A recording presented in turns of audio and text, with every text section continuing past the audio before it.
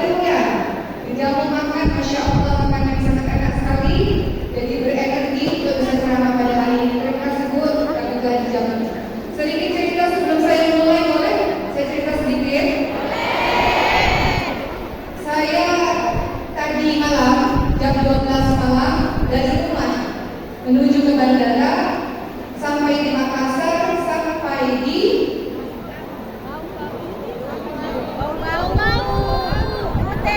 Bukan selatan. sampai di Buton Selatan. Bukan selatan. Bukan Ya. selatan. Jam 8 pagi. Kemudian mengisi di Buton Selatan tadi, kemudian tadi siang mengisi di Buton Tengah, dan sekarang di Bau-Bau, Masya Allah. Bahagia sekali bisa bertemu dengan Bapak dan Ibu semua di sini. Saya hanya berharap mudah-mudahan Bapak Ibu seluruh perjalanan yang kami lalui telah bersaksi di hadapan Allah bahwa saya pernah kembali.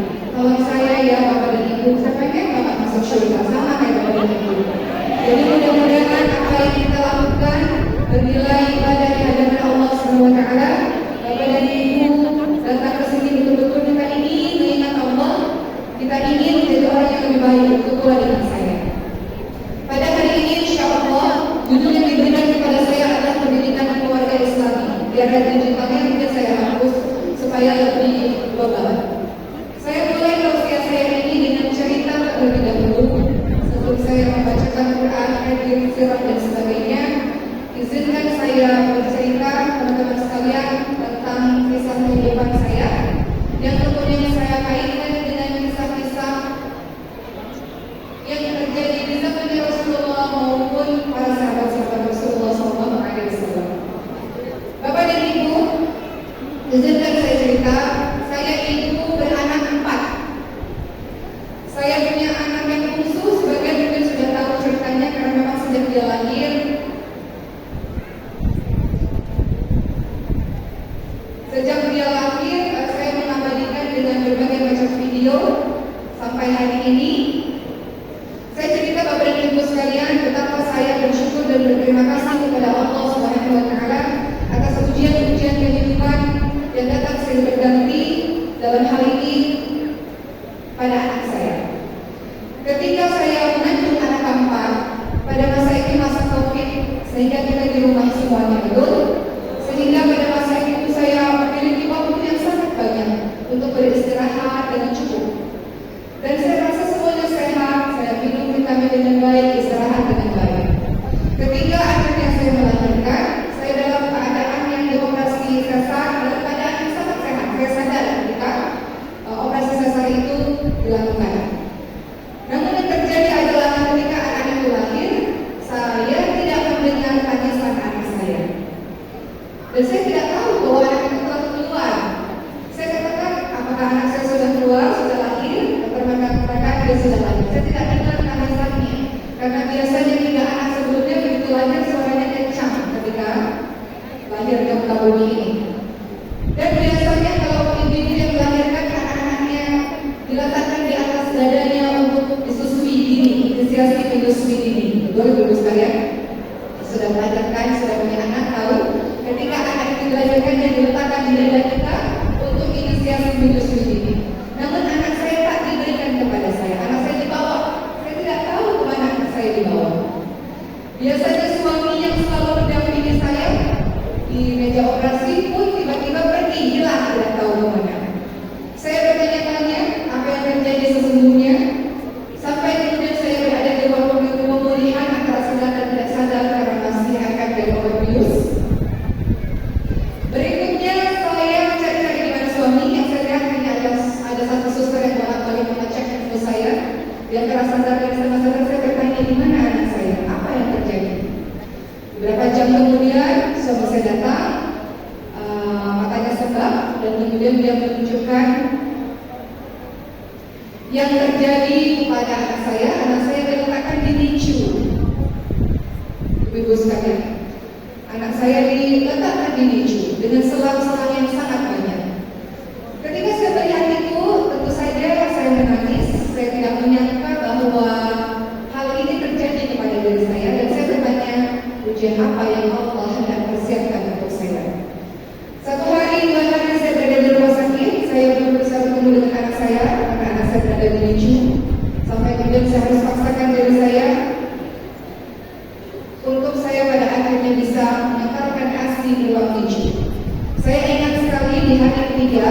dokter mengatakan, masuk ke kamar saya dan penuh hati-hati. Kemudian beliau pada akhirnya teman-teman sekalian menuliskan di kertas HVS yang begitu banyak. Beliau menjelaskan dengan sangat hati-hati apa yang terjadi kepada anak saya. Ketika saya melihat anak saya dirinci, saya tidak lihat anak saya bergerak Bapak dan Ibu semua, dan tidak mendengar suaranya, apalagi tangisannya. Maka dokter mengatakan kepada saya ada beberapa hal yang kami harus observasi kepada anak ini. Anak ini mengalami hipotonia atau otot yang lemah, di mana dalam kehidupan ini kita memerlukan otot dalam kehidupan kita. Ketika kita makan, kita perlu otot. Ketika kita bernafas, kita memerlukan otot. Bahkan ketika kita menangis, kita memerlukan otot. Anak ini memiliki otot yang lemah sehingga semuanya dia tidak melakukan. Dia tidak menangis, dia nyaris tidak bergerak. Ketika dia minum susu harus dengan selang yang langsung masuk ke dalam lambung mulutnya. Dokter mengatakan ada kemungkinan beberapa diagnosa sementara dan kami masih harus diperiksa. Anak ini harus dibawa ke dokter jantung, dokter paru, dokter syaraf, dokter ortopedi. Anak ini harus dibawa ke belasan dokter untuk diperiksa dari atas kepala sampai ujung. Anak ini harus ada MRI otak. Dokter mengatakan kemungkinan ada leukemia, kanker darah. Kemungkinan anak ini ada kelainan tulang belakang atau cacat tulang belakang. Kemungkinan anak ini punya masalah dengan tulangnya, jantungnya bocor. Kemungkinan ada masalah dengan syarafnya dan bagian-bagian yang menjelaskan. Bagaimana kalau itu terjadi kepada ibu semua yang baru saja melahirkan, tidak terbayang bahwa itu terjadi dalam kehidupan. Seolah-olah seperti mimpi datang begitu tiba-tiba. Betul? Ujian memang datang tiba-tiba. Kadang-kadang kita tidak persiapkan diri kita menghadapi ujian-ujian Allah. Kita lupa bahwa dalam kehidupan kita ujian Allah selalu datang, tak pernah berhenti. Allah berfirman dalam surah Al-Baqarah ayat 155 sampai 157. A'udzu billahi minasyaitonir rajim. Wa lanabluwannakum bisyai'in minal khawfi wal ju'i wa naqsin minal amwali wal anfusi wath thamarat. Wa basyiril sabirin. Allah mengujimu. Kadang-kadang Allah uji kau dengan ketakutan. Kadang-kadang Allah uji kau dengan kekurangan demi kekurangan. Kadang-kadang Allah uji kau dengan kehilangan. Wabasyiril sabirin. Namun selalu ada kabar gembira untuk orang-orang yang sabar, yakni orang-orang yang ketika ditimpa ujian, ketika ditimpa musibah, dia akan menyatakan inna lillahi wa inna ilaihi raji'un. Ya Allah, kami milikmu wahai Allah, dan hanya kepada-Nya lah yang kami kembali. Ya Allah, anak kami milikmu ya Allah, Engkau pemiliknya. Kami hanya dititipkan untuk dijaga dengan sebaik mungkin. Semua yang kami sangka milik kami bukan milik kami wahai Allah. Orang-orang yang kadang-kadang merasa begitu berat ujiannya, kadang-kadang dia berpikir bahwa yang menjadi miliknya betul-betul adalah miliknya selamanya. Padahal tak ada satupun di dunia ini benar-benar menjadi milik kita. Semua milik Allah. Kepunyaan Allah yang ada di langit dan yang ada di bumi. Allah berkehendak memberikan apapun dan manusia tidak boleh protes dengan itu. Maka ketika dokter menjelaskan berbagai macam hal, bahkan untuk menangis saja saya tidak bisa karena terlalu shock. Dokter pergi dan pada saat itu suami saya menangis terseduh-seduh. Saya tak pernah lihat suami saya menangis kecuali dalam keadaan dua hal. Yang pertama ketika ayahnya meninggal dunia, kedua ketika dokter mengabarkan anaknya memiliki sesuatu yang harus terus diperiksa oleh belasan dokter. Saya manusia biasa yang juga menangis, teman-teman sekalian. Setiap hari saya menuju ke Dicu, anak saya di Dicu selama 2 minggu, dan setiap kali saya ke rumah sakit, saya dengar anak-anak banyak menangis, anak-anak lari ke sana kemari. Kadang-kadang saya pandang anak-anak ini, dan saya berucap pada diri saya sendiri, wahai para ibu yang kalian semua memiliki anak yang menangis, bersyukurlah wahai para ibu. Anakmu sehat, dia bisa menangis, dia sehat. Banyak ibu-ibu di luar sana yang merindukan anaknya menangis seperti anak ibu-ibu semua. Wahai ibu, bersyukurlah. Saya katakan pada hati saya, ketika saya lihat anak-anak berbaring lari ke sana kemari, mengecek kesehatannya dengan para dokter dan saya berjalan menuju.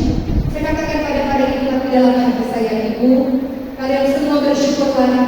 Punya anak yang bisa lari ke sana kemari sangat aktif.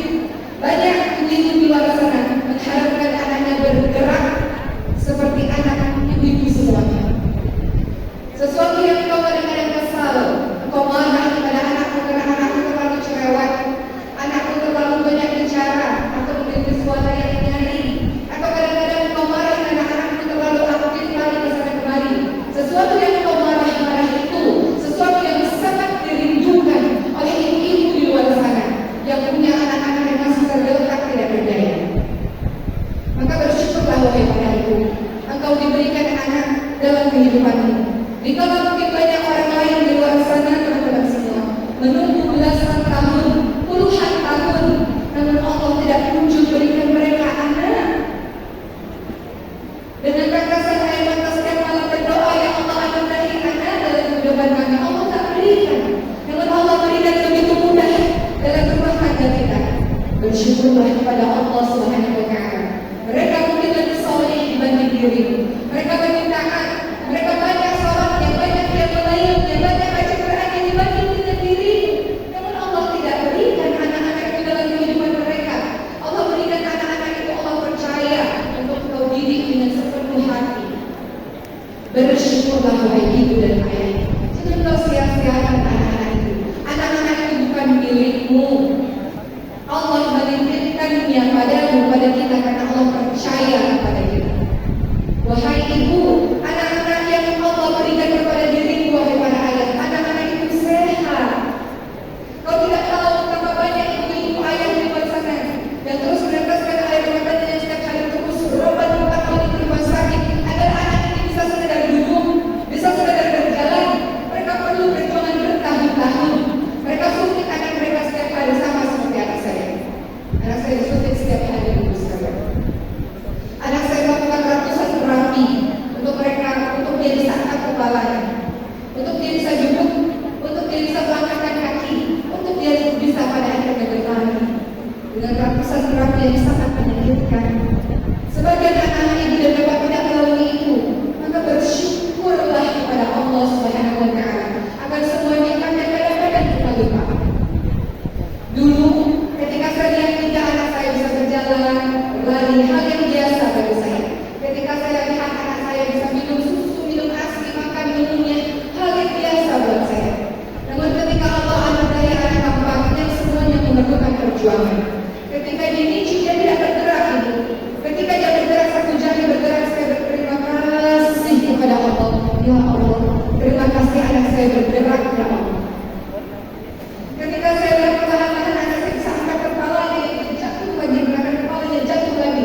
Saya katakan kepada Allah, terima kasih ya Allah. Kepala anak ini kuat, pada akhirnya dia bisa mengangkat kepalanya. Terima kasih ya Allah. Anak ini bisa duduk yang selama ini selalu jatuh dan selalu jatuh. Terima kasih ya Allah. Anak ini bisa melangkah. Terima kasih ya Allah, bisa berjalan sampai hari ini.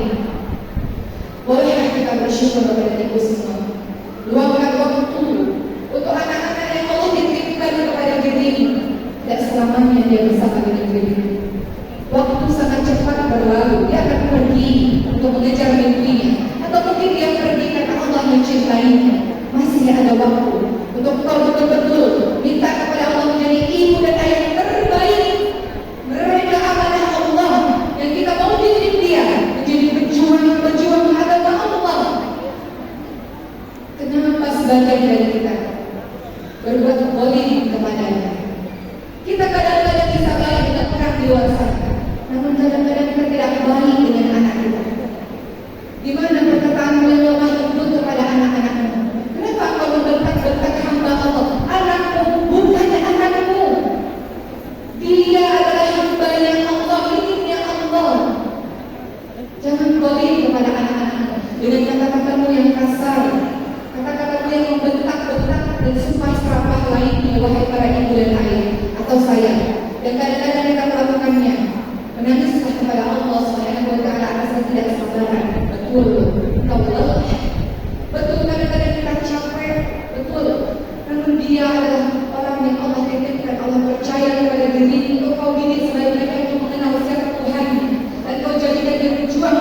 sama Allah Subhanahu wa taala. Lelah itu, capek itu, ternyata bernilai pahala, khususnya bagi para ibu.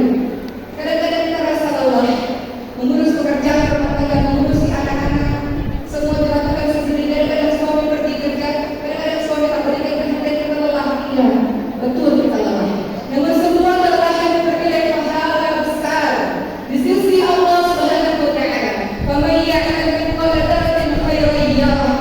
Kebaikan di sisi sarah, kebaikan yang sangat banyak itu. Walaupun kita kadang-kadang merasa kebaikan kita tidak dihargai, namun kebaikan di sisi sarah yang kau lakukan kepada hamba yang Allah titipkan kepada dirimu, semua bernilai pahala.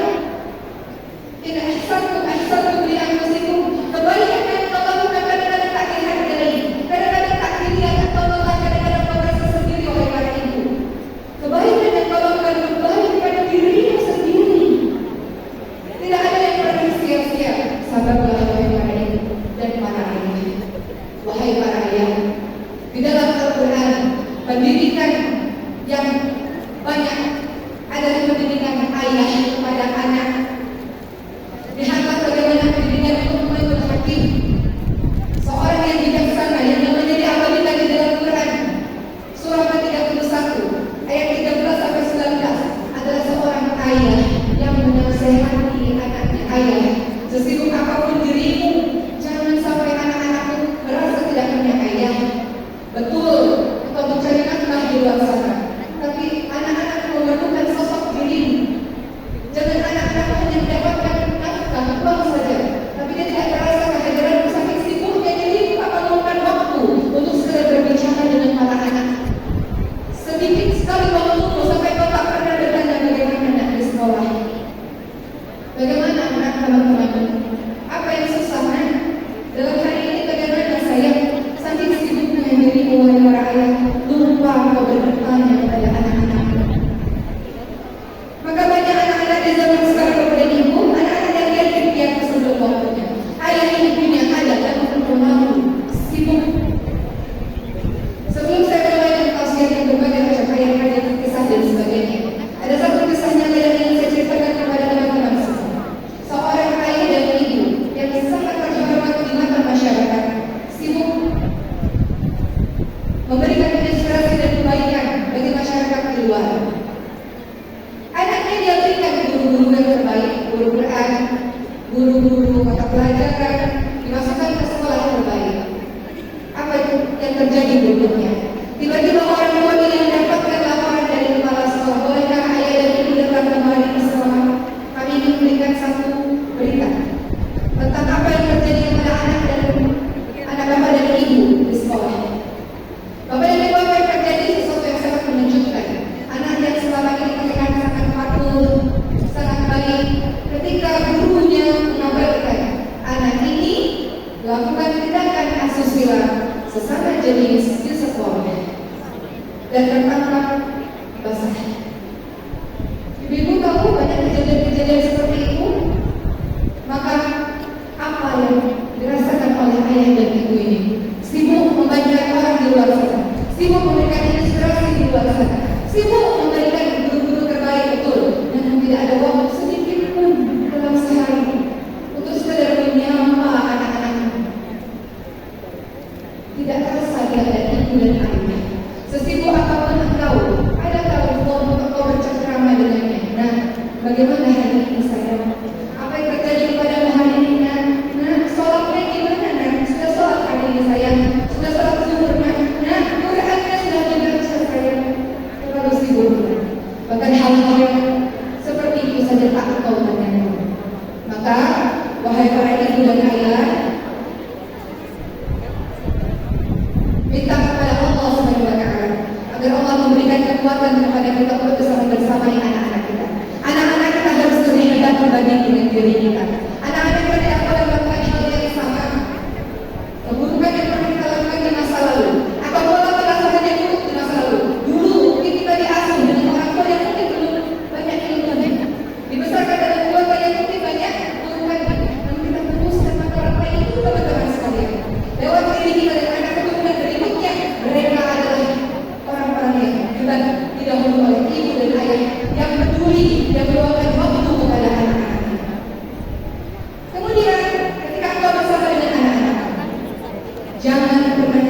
sekali. Engkau katakan anak nakal, anak bodoh, anak kurang ajar. Kullu kalimat doa. Semua perkataan yang engkau ucapkan adalah doa. Tidak boleh orang tua punya lisan yang jahat kepada anaknya. Kau katakan anakmu nakal, bolehkah kau berintrospeksi diri?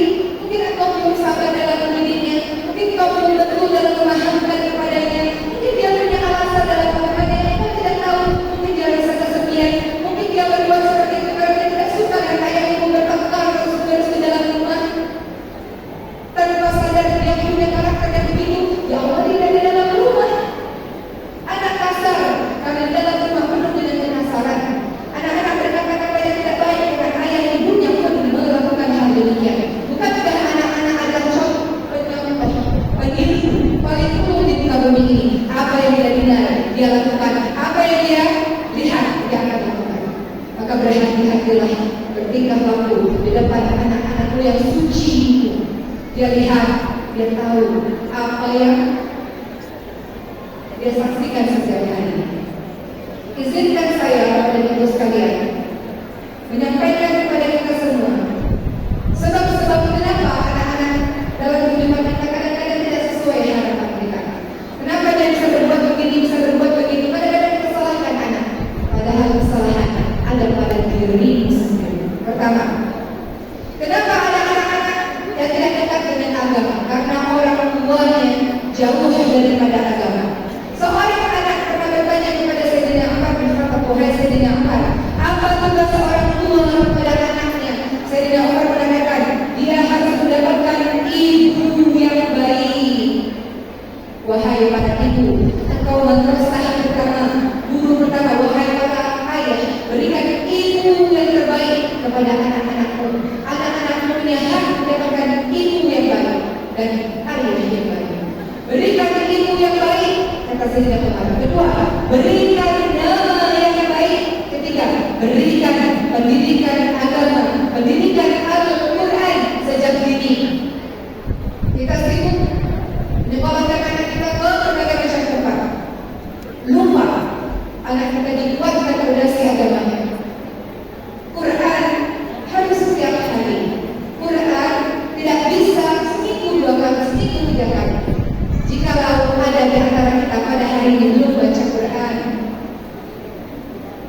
bagaimana kau ingin anak-anak menjadi soleh? Dirimu sendiri saja merasa tenang sampai lalu orang seperti ini tak sedikit pun merasa gelisah meninggalkan Al-Quran. Jadi anak-anak bisa bertindak tidak baik sebab dirimu sendiri. Wahai para ayah, kau ingin anak-anakmu sholat di masjid khususnya anak laki-laki, dirimu sendiri tak melakukan itu. Wahai para ibu, engkau anak-anak, kau ingin anak-anakmu jadi hafid Quran, penghafal Quran, kau sendiri tak belajar Quran. Tak ada alasan untuk tidak belajar Quran. Kita jadi lebih sibuk dengan gadget kita, sibuk dengan sinetron-sinetron kita, sibuk dengan luar-luar sana. 24 jam tak ada waktu sedikit pun untuk bersama dengan Quran. Bagaimana kau menginginkan anak-anakmu menjadi anak-anak yang soleh? Kau ingin anak-anak hafid Quran, dirimu sendiri tak pernah menyentuh Al-Quran, mungkin kecuali di bulan Ramadan saja. Bagaimana mungkin Bapak dan Ibu sekalian? Jadi ada di antara anak-anak kita yang mungkin anak-anak ini kau rasa tidak baik sebab dirimu sendiri yang tidak memberikan contoh untuk anak-anakmu. Berikutnya teman-teman sekalian, hati-hati dengan pergaulan lingkungan anak-anak. Apa kata Rasulullah? Seseorang yang duduk atau berteman dengan orang-orang soleh dan orang-orang jelek seperti berteman dengan minyak wangi dan pandai besi. Orang-orang yang berteman dengan orang-orang soleh seperti berteman dengan penjual minyak wangi dan cipratan wangi. Orang-orang yang berteman dengan pandai besi dan cipratan api dan bau. Kau boleh sibuk di dalam rumah maupun di luar rumah, tapi orang tua yang baik tahu betul dengan siapa anak-anaknya bergaul. Oleh karena itu para ayah dan ibu, jadilah sahabat untuk anak-anakmu. Gampang caranya. Kalau saya bertanya ibu, ayah, tahukah kalian 5 sahabat terbaik anak-anak kalian? Kalau ibu dan bapak tahu, Masya Allah, kau orang tua yang baik karena kau mahu dengan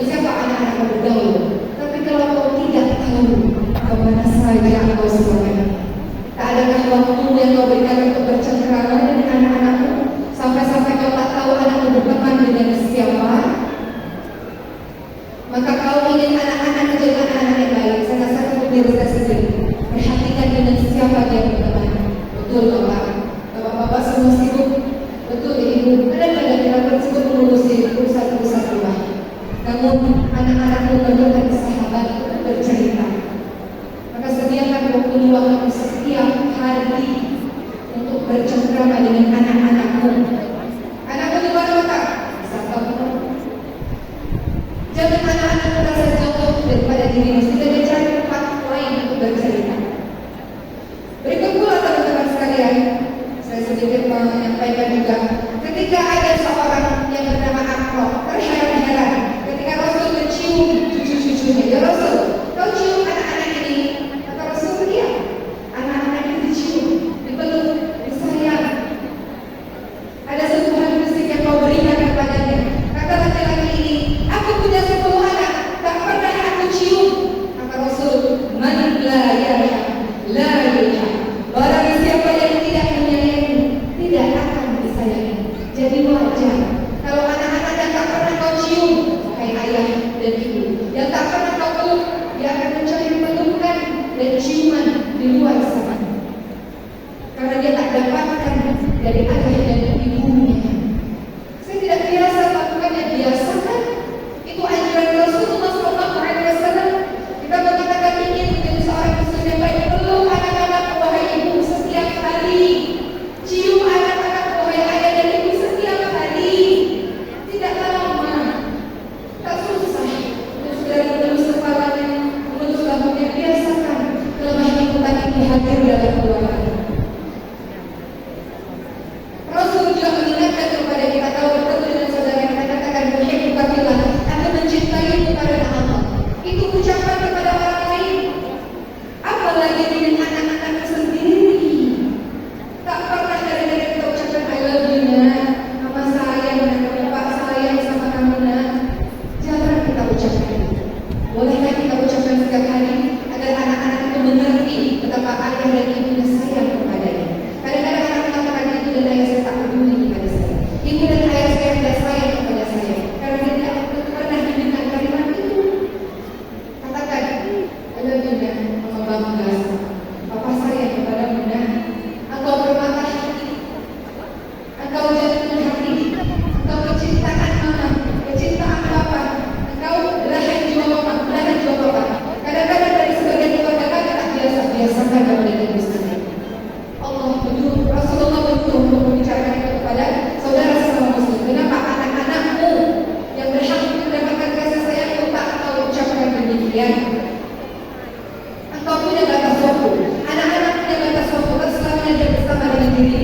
Sesuatu yang kadang-kadang kita rasa susah merawat anak-anak, kelak dia semakin hari semakin dewasa, kelak dia masuk pesantren, kelak dia masuk ke universitas, kemudian kau merasa sepi. Kau lihat ke kamarnya, kau rasa sepi. Atau kadang-kadang kau mendapatkan masalah anak-anak, dekat kepada Allah. Pertanyaannya, ketika dia waktu kecil, kemana saja dirimu? Rasul katakan umur 7 tahun, ajarkan dia sholat 5 waktu. 7 tahun, 5 waktu. Umur 10 tahun, tak boleh tinggal 5 waktu. Namun kadang-kadang kita lemah dalam urusan agama. Maka Bapak dan Ibu sekalian, kembali lagi, kita mau anak-anak kita jadi anak-anak yang baik, kita kepada Allah SWT karena kekuatan kita betul-betul menjalankan peran kita sebagai seorang ayah dan ibu yang baik. Ketiga, kenapa ada anak-anak yang tidak baik? Saya tidak mau menyebut anak nakal, tidak ada anak nakal.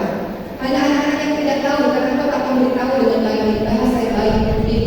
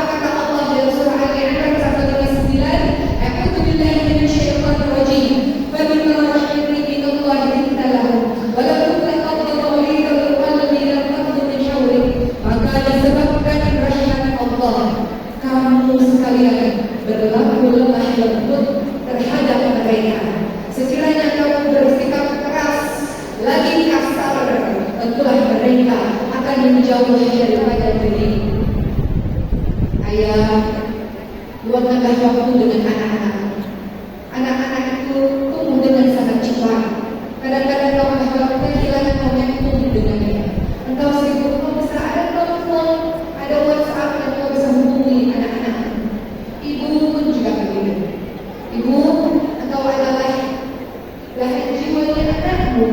Jangan sampai anakmu membenci mengenai perlakuan kasar kepadanya. Jangan kau bertindak zalim kepada hamba-Nya Allah Subhanahu wa taala. Berikutnya, apalagi yang menyebabkan anak-anak terkadang susah diatur?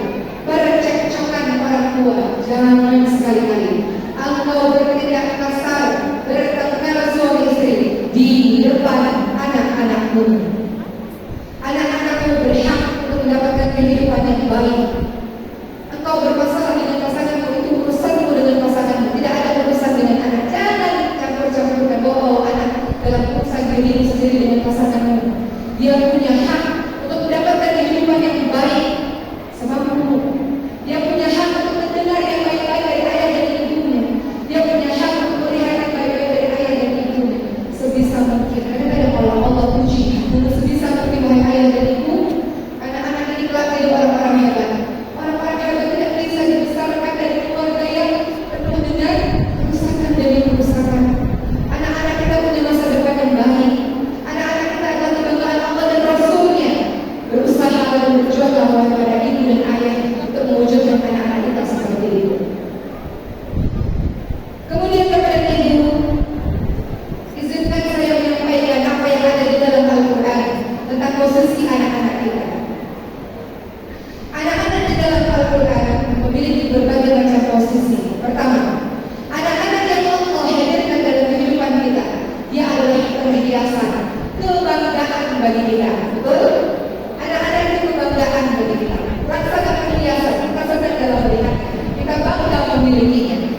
Dalam surah Ali Imran ayat 14, Allah Subhanahu wa taala menyatakan, "A'udzu billahi minasyaitonir rajim. Sunnatullahi syahwati minan nisa wal banina wal qanatir dijadikan indah pada pandangan manusia. Penciptaan apa-apa yang diinginkan, yaitu wanita-wanita, anak-anak dan harta yang banyak. Anak adalah perhiasan. Dia membuat kita bahagia ketika melihat. Namun ternyata dalam kehidupan ini, anak-anak pula yang menjadi cobaan hidup bagi diri atau bahkan menjadi musuh bagi diri. Berwaspadalah dengan itu. Yang kita lakukan adalah melakukan yang terbaik yang kita bisa. Namun kadang-kadang Allah berikan ujian dalam anak-anak kita. Dalam surah At-Taghabun ayat 15, Allah Subhanahu wa taala berfirman, "A'udzu billahi minasyaitonir rajim. Innama amwalukum wa auladukum fitnah, wallahu 'indahu ajrun 'adzim."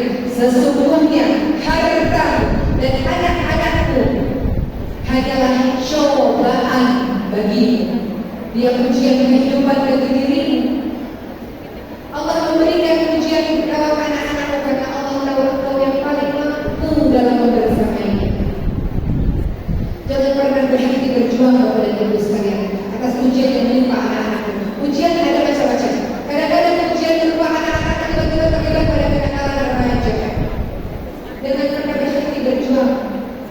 Kalau ada salah di dalamnya, sehingga anak-anak terlibat kenakalan remaja, bukan sebetulnya kesalahan dia. Bertobatlah kepada Allah atas kesalahanmu juga, dan tidak sungguh-sungguh dan tidak sepenuh hati dalam membersamainya, kurang waktu dalam membersamainya. Minta ampun kepada Allah atas segala yang kita. Atau kadang-kadang anak-anak kita sakit seperti anak saya dan anak sebagian dari kita semua. Kadang-kadang Allah memuji. Tenang saja Bapak dan Ibu sekalian. Allah tahu sampai di mana batas kemampuan diri kita. Allah tahu kita mampu, Allah berikan itu. Kalau diberikan kepada orang lain belum tentu mampu. Jadi seorang ibu yang berjuang. Izinkan saya cerita sedikit. Ibu dan bapak tahu kisah Siti Hajar. Apa yang beliau lakukan ketika Allah takdirkan beliau itu seorang diri, suaminya jauh, beliau tinggal di sebuah tanah dusta berpenghuni, tidak ada satu orang pun yang hidup di sana, tidak ada air, tidak ada tumbuhan, tidak ada hewan. Seorang diri bersama dengan anak yang masih bayi. Beliau merasa kesulitan yang luar biasa. Apakah ibu ini meratapi nasibnya dan mengatakan, "Ya Allah, aku kenapa diberikan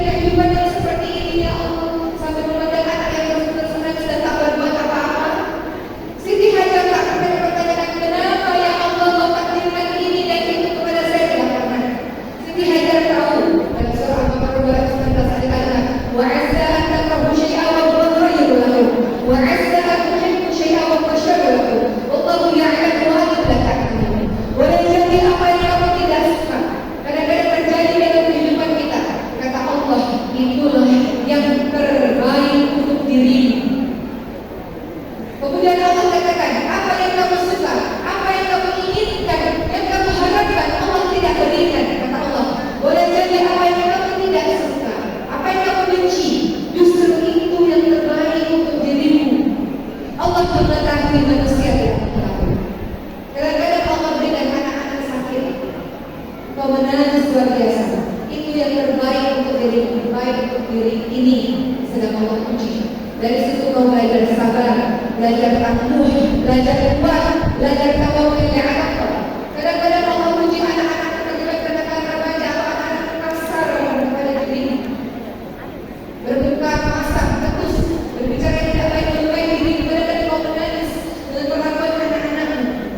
Boleh jadi apa yang kamu benci itulah yang terbaik untuk dirimu.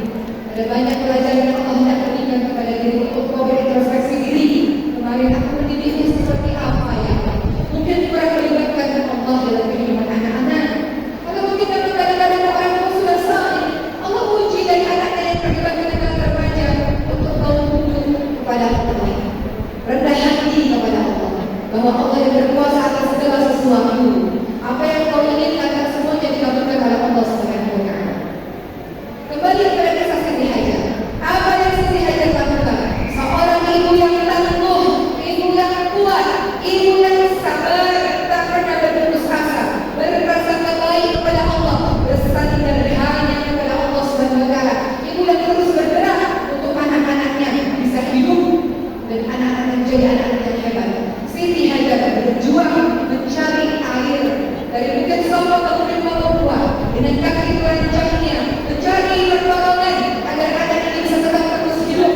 Jangan berhenti wahai ibu dan ayah untuk memberikan yang terbaik untuk anak-anak yang kepada Allah ini. Siti Hajar terus berjuang sampai ketika menghabiskan semampunya sampai Allah memberikan air Zam-Zam yang ternyata terletak di bawah kaki Nabi Ismail alaihissalam yang masih bayi. Kisah ini tangguh. Ibu berjuang ini seharusnya menjadi inspirasi untuk kita semua. Totalitas kepada anakku. Kenapa kita bisa baik pada orang lain? Kenapa kita bisa luar biasa memperlakukan orang lain, tapi tidak totalitas dengan anak-anak sendiri? Apakah apa yang terjadi pada anak-anak kita, Bapak Ibu sekalian? Saya tidak tahu ujian apa yang terjadi dalam kehidupan kita. Ibu dan ayah tidak boleh lemah, tidak boleh kehilangan semangat. Kalau engkau kehilangan semangat, kalau engkau berhenti dalam berjuang untuk anak-anakmu, anak-anak tergantung kepada siapa yang membantukan dirimu. Lihatlah contoh dari ibunda yang para ulama. Izinkan saya cerita tentang kisah ibunda para ulama yang luar biasa. Sebagian besar dari mereka adalah ibu tunggal, seorang janda, namun mampu menghantarkan anak-anaknya di ulama-ulama besar. Kenapa? Karena ibu ini adalah ibu berjuang, ibu yang tak pernah berhenti semangatnya, ibu yang tak pernah putus asa, ibu yang tahu, ayah yang tahu bahwa anak ini punya masa depan yang baik dan hantarkan anak ini untuk mendapatkan masa depan yang baik. Coba kita lihat ibu sekalian, ibundanya para ulama. Ada ibundanya Imam Bukhari. Imam Bukhari berasal dari Bukhara, Uzbekistan, namun menjadi ulama hadis yang terkemuka. Ketika kecil, Imam Bukhari mengalami kebutaan, tidak bisa melihat. Ibu tak pernah berhenti berjuang dalam memberikan pengobatan kepada anaknya semampu yang beliau bisa. Ibu tak pernah lelah dalam berdoa agar anaknya diberikan kesembuhan pada Allah Subhanahu wa Ta'ala.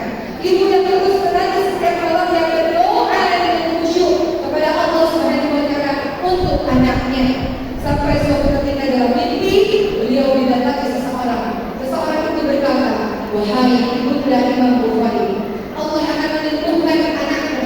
Anakmu akan segera bisa melihat lantaran banyaknya baptisan yang pertama kepada Allah Subhanahu wa Ta'ala. Maka anak ini ajaib tiba-tiba sembuh. Sesuatu yang mustahil, yang dokter mengatakan tidak bisa sembuh, tidak ada yang tidak mungkin bagi Allah Subhanahu wa Ta'ala. Betul ibu sekalian? Selalu punya harapan dan punya semangat. Itu yang membuat kita terus hidup dan bergerak dalam kehidupan ini. Apa yang terjadi berikutnya? Pada usia 16 tahun, sang ibunda memikirkan betul pendidikan untuk anaknya. Sang ibunda mengajak Imam Bukhari menuju ke kota Mekah untuk belajar dengan alim ulama di sana. Dan dia adalah Imam Bukhari seperti yang kita kenal sekarang, orang yang kemudian kita sebut-sebut namanya ketika kita membacakan hadis. Imam ulama yang terkenal dan hebat, padahal ibunya menderita sakit dan ibunya seorang janda, dan kemudian pada akhirnya beliau menjadi orang yang hebat. Kalau seorang ibu atau ayah mengatakan sudahlah nak, kita orang miskin, sudahlah nak, tak usah berduit banyak-banyak, sudahlah nak.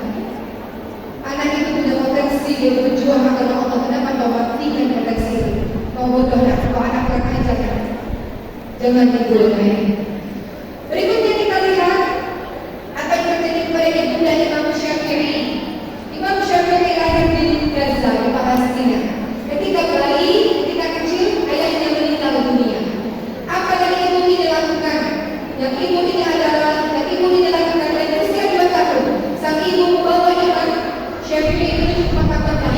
Ibunya tahu anakku harus mendapatkan pendidikan yang terbaik. Namun ibu ini bukan ibu kaya, orang miskin, orang yang tak berharga, namun punya kekuatan, punya percaya, punya semangat, punya harapan besar agar anak ini menjadi anak yang hebat. Apa kata ibundanya? Wahai anakku, walaupun kita keterbatasan materi, namun engkau tetap terus belajar kepada para alim ulama sehingga kau menjadi orang yang besar. Apa kata Imam Syafi'i? Aku adalah anak yang yatim, ibuku lah yang mengasuhku, namun ia tidak memiliki biaya atas pendidikanku. Dia bekerja siang malam untuk aku bisa belajar dengan baik, dan aku menghafalkan Quran di usia 7 tahun dan kemudian menghafalkan kitab-kitab lainnya. Di mana posisi kita, wahai ayah dan ibu? Kadang-kadang kita rasa sudah masuk sekolah terbaik, sudah selesai tugas kita. Tugas utama dalam mendidik anak adalah tugas kita, bukan sekedar tugas dari guru-guru kita. Saya kembali lagi pembahasan tadi. Saya katakan bahwa anak-anak adalah posisinya sebagai hiasan untuk kita. Anak-anak adalah posisinya sebagai musuh dan cobaan bagi kita. Namun anak-anak yang kita inginkan posisinya adalah sebagai penyejuk hati untuk kita. Didik anak-anak untuk menjadi penyejuk hati untuk doa selalu kepada ibu dan doa yang Allah ajarkan. Rabbana hab lana min azwajina wa dhurriyyatina qurrata a'yun waj'alna lil muttaqina imama. Doakan agar anak-anak ini menjadi penyejuk hati dan engkau diberikan oleh Allah pasangan yang menyejukkan hatimu, dan engkau menjadi orang-orang terbaik yang bisa jadi contoh bagi banyak orang. Tidak hanya bagi banyak orang, tapi bagi keluargamu sendiri. Apa kata Rasulullah? Setiap kalian adalah pemimpin, dan setiap kalian akan dimintai pertanggungjawaban atas kepemimpinan kalian. Seorang imam adalah pemimpin yang akan dimintai pertanggungjawabannya. Seorang laki-laki adalah pemimpin bagi istri dan anak-anaknya, dan akan dimintai pertanggungjawabannya. Tidak boleh lagi ayah yang tidak baca Quran. Doakan wahai para istri, ketika suamimu jauh daripada Al-Quran, doakan dia. Tidak ada lagi ayah yang tidak pernah sholat di masjid. Tidak ada lagi para ayah yang tidak mau belajar agama. Kau contoh dan teladan untuk anak-anakmu. Engkau yang menentukan surga dan neraka anak-anak dan istrimu. Tak ada waktu lagi. Dalam agama kita diingatkan usia 40 tahun. Usia 40 tahun itu adalah usia puncak, di mana setelah itu kau akan menurun. Betul bu, Pak? Usia 40 tahun usia yang sudah puncak. Selanjutnya kau akan menurun dan kembali kepada Allah Subhanahu wa Ta'ala. Orang-orang yang memasuki usia 40 tahun seharusnya sudah bersiap-siap mempersiapkan diri untuk bertemu dengan Tuhannya. Dia mengerjakan urusan dunia betul, namun dia banyak juga untuk mempersiapkan dirinya menuju pertemuan dengan Allah Subhanahu wa Ta'ala. 40 tahun kau sudah di puncak. Kau tidak akan terus-menerus. Yang kau akan terjadi pada dirimu adalah kembali menurun dan kembali kepada Allah Subhanahu wa Ta'ala. Persiapkan diri kita sebaik-baiknya dengan mempersiapkan generasi-generasi sebagai amal jariah jariah suatu hari nanti. Anak-anak yang kau didik adalah penolongmu dunia dan akhirat. Karena engkau tiada amal jariah yang terus mengalir. Anak-anak yang berbuat baik seperti dirimu mengajarkan kebaikan, engkau pun akan mendapatkan pahala-pahala yang banyak kepada diri sendiri. Kemudian Rasulullah katakan, dan para wanita adalah pemimpin terhadap rumah suaminya. Engkau pun akan dimintai pertanggungjawabannya atas apa yang kau lakukan. Terakhir Bapak dan Ibu semua, yang dirahmati oleh Allah Subhanahu wa Ta'ala, ada banyak contoh-contoh yang sangat luar biasa dari para ulama yang memiliki ibu dan ayah yang juga hebat, khususnya para ibu. Minta pertolongan kepada Allah. Siapa yang bisa membuat kesabaran? Allah. Siapa yang bisa melembutkan hati kita? Allah. Siapa yang memberikan petunjuk kepada kita? Kemarin mungkin kita belum belajar. Kemarin mungkin kita belum tahu. Ya Allah, ampunilah kami ya Allah. Orang tua yang terlambat belajar ini ya Allah. Kadang-kadang kami tidak sabar ya Allah. Kadang-kadang kami pukul dia ya Allah. Kadang-kadang kami lukai hatinya ya Allah. Kadang-kadang kami membuat dia menangis ya Allah. Ampuni ya Allah. Bolehkah ayah dan ibu atau bersama-sama dengan Tuhan minta ampun kepada Allah atas dirimu yang belum sempurna menjadi ayah dan ibu? Apa yang harusnya kita lakukan? Di sisa-sisa usia ini masih ada waktu untuk kita menjadikan anak-anak berjuang agama Allah. Doakan dia setiap saat, setiap lisan yang keluar dari bibirmu, dari lidahmu. Doakan dia. Doa apa? Doa yang terbaik adalah yang diajarkan Allah dan Rasulnya. Dalam surah As-Saffat ayat 100 ada doanya Nabi Ibrahim kepada anaknya, Rabbi habli minas sholihin. Ya Allah, berikan aku anak yang saleh. Semua perkataan itu adalah doa. Ucapkan doa setiap saat. Saya punya seorang temanku, anak-anaknya sukses semuanya, 10 orang. Menghafal Quran semuanya. Saya tanya apa rahasianya sebelum tidur. Kami punya ritual untuk saling mendoakan satu sama lain. Satu per satu disebutkan nama anak-anak secara detail. Kami berdoa, ya Allah, jadikanlah anakku ahli ilmu, jadikan anakku ahli sedekah. Orang kaya belum tentu sedekah, orang ahli sedekah dia kaya sehingga dia bisa sedekah, atau dia punya kekayaan hati yang luar biasa sehingga dia mau sedekah. Berikan doa setiap saat kepada anak-anak kita. Termasuk ibu sekalian, orang tua wajib memperbaiki diri dan menjadilah orang tua yang saleh. Ada seorang ulama mengatakan, wahai anakku, sungguh aku terus menambah salatku, aku terus menambah salatku. Ini karenamu, agar engkau pun menjadi saleh. Jadi orang tua yang saleh akan berdampak pada keluarganya, anak-anaknya menjadi anak-anak yang saleh. Orang tua yang saleh berpengaruh anaknya menjadi anak yang saleh. Tidak ada kata terlambat para ibu dan calon ibu, para ayah dan calon ayah. Tidak ada terlambat untuk kita belajar agama. Belajar dunia penting betul, kita perlu dunia ini. Namun sebagai seorang muslim, ada waktu yang kau luangkan untuk belajar agama, belajar Al-Quran, perbaiki dirimu terus. Karena anak-anakmu mengidolakan dirimu. Alangkah indahnya kalau anak-anak kita mengatakan, aku ingin kau bisa seperti ayah yang sayang kepada ibu. Aku ingin seperti ayah yang bijaksana. Aku ingin seperti ayah yang sayang kepada anak-anaknya. Aku ingin seperti ibu yang lembut kepada aku. Aku ingin seperti ibu yang selalu menjadi tempat curhatku, tempat aku berbicara. Aku ingin seperti ibu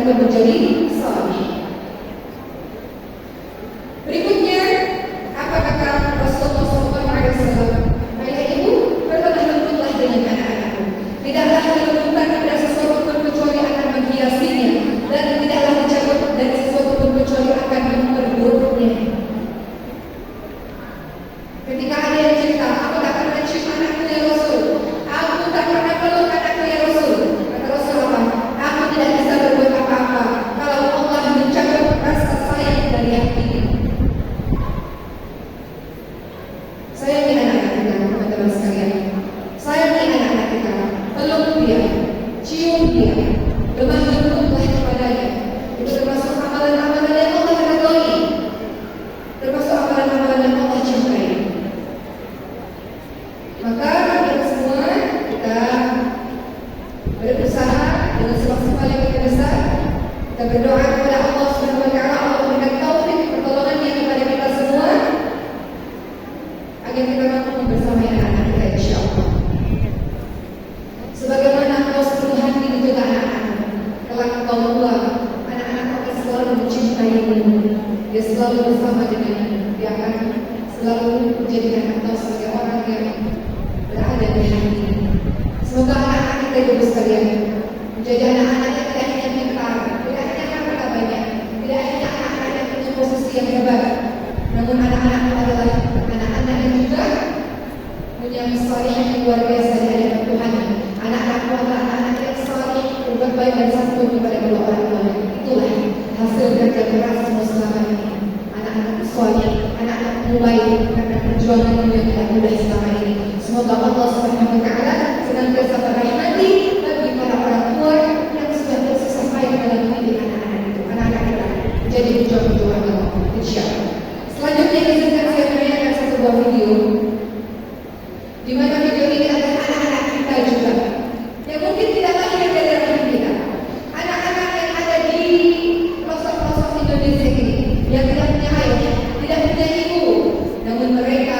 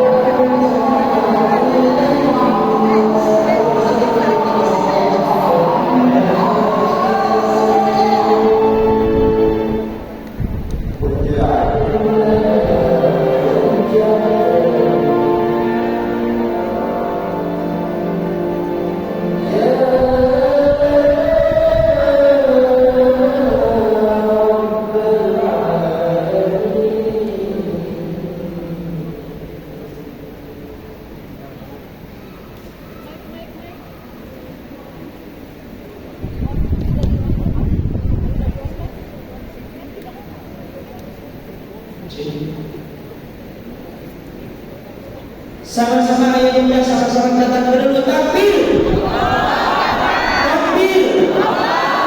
Takbir. Masya Allah, tabarakallah, sama-sama dari kita akan menyaksikan pemutaran video wisuda santri-santri pondok pesantren Tahfiz Maskani Lukas. Itu merupakan hal yang Allah berikan kepada mereka. Allah muliakan mereka, Allah angkat derajat mereka.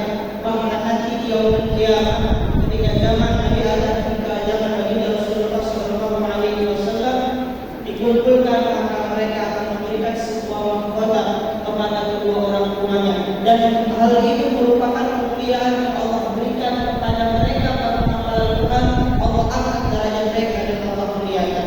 Mudah-mudahan saudara-saudara sekalian, ayah sekalian, kita yang hadir pada hari ini, anak-anak kita, keturunan kita, cucu kita, mudah-mudahan menjadi ahli Quran, menjadi orang yang soleh dan saudara berguna bagi agama dan bangsa. Amin amin ya rabbal alamin. Perlu kami sampaikan kepada sekalian bahwa acara kita belum selesai. Insya Allah acara kita akan ditutup dengan doa agar menambah keberkahan majlis kita pada malam hari ini. Insya Allah Ustaz akan membersamai kita hingga akhir acara nanti. Dan perlu kami sampaikan kepada sekalian, alhamdulillah kami dari Jakarta ke Kota Bogor ini bahwa